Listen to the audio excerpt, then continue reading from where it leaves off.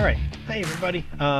We're gonna start talking about a new topic called systems of equations, and we're gonna learn different ways of solving. But I think this video is just gonna be about what a system is, how to know what a solution is, and really a quick introduction to one of the methods. So, a system of equations would be any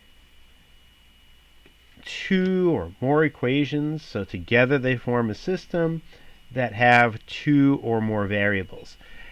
So we're going to find out that if you have just one variable to solve for, then you just need one equation most of the time. And typically, if you have two variables to solve for, you're going to need two equations, and that would continue on. So if you have three variables, you need three equations, and so forth. But we're not going to have to worry about that.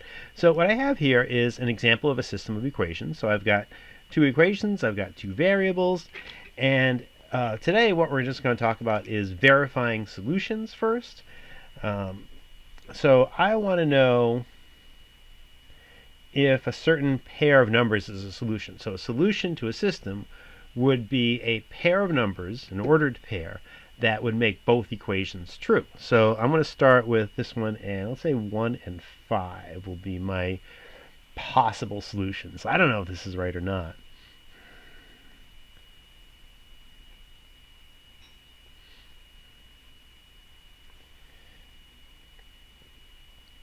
And in the end, this is a yes or no question.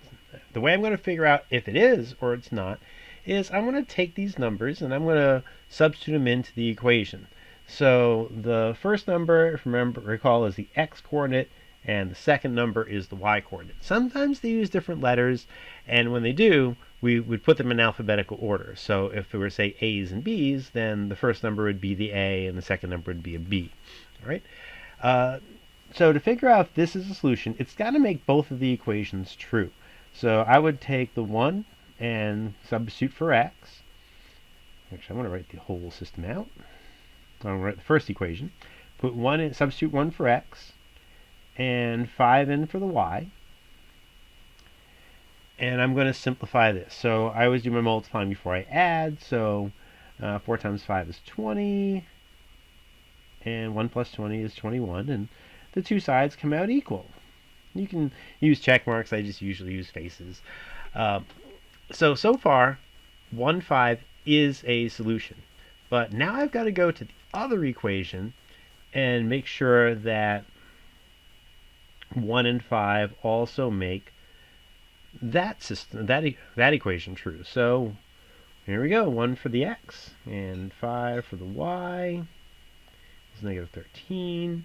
So I'm going to multiply before I subtract. That's order of operations. And 2 minus 15 is negative 13, and that equals negative 13. So that one also is true. And if both equations are what we call satisfied, then that pair is a solution. So our answer to that question is yes, it is a solution to that system. All right. So let's try a second one. And let's go with our system is going to be y equals 2x plus 5 and 4x plus y equals 20. And I'm going to use 3. And my question is 311 a solution to that system? So again, yes or no. I didn't write out the whole question this time, but I'm going to substitute it. So I'll start with the first equation, and I got to be careful. Y is the first variable I see, but I'm not going to put in the first number I see. I'm going to put in the y-coordinate, which is the 11, and then the 3 for the x. So remember, this is this equation. I'll separate that. And let's see, 2 times 3 is 6. 6 plus 5 is 11. So far, so good. Right now, I think it's a solution. But I have to check both the equations. So now let's go to the other one. 4x plus y equals 20. Put in the 3 for the x. 11 for the y, just being really careful about what letter I'm substituting for. And 4 times 3, or what variable I'm substituting for. And 12 plus 11 is 23. Now, 23 obviously is not equal to 20. So this is not, that point isn't a solution to that equation. So if it doesn't make both equations true, the answer is no. Now I'll write the full sentence out this time. 311 is not a solution.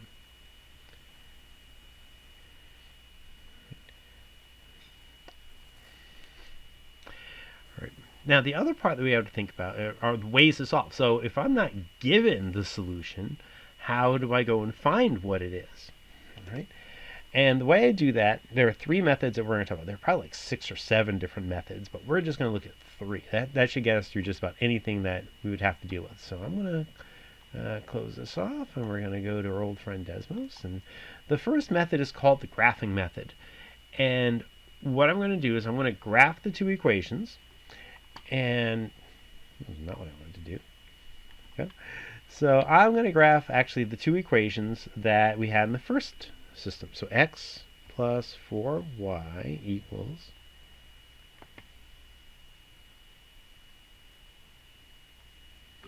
it's a little laggy right now, so hopefully it'll catch up soon. There we go. Equals 21. And there's our first equation. That's the x plus 4y equals 21. And the second equation is the 2x minus 3y equals negative 13. And if you remember, the solution that I had checked was the point 1, 5. All right? And wait a minute, 1, 5, if you look, x is 1, y is 5, that's the point where the 2 lines meet. Right? So to solve a system using the graphing method, what I do is just graph the 2 equations, and wherever those 2 lines meet is the solution to that system, because that's the one point that's on both lines. All the points on the line make that equation true, so the point where they meet is the point that makes both equations true. All right? So let's try a different system. I'm going to try, I'll show it to you in a bit. So let's try y equals 2/3 x minus 1.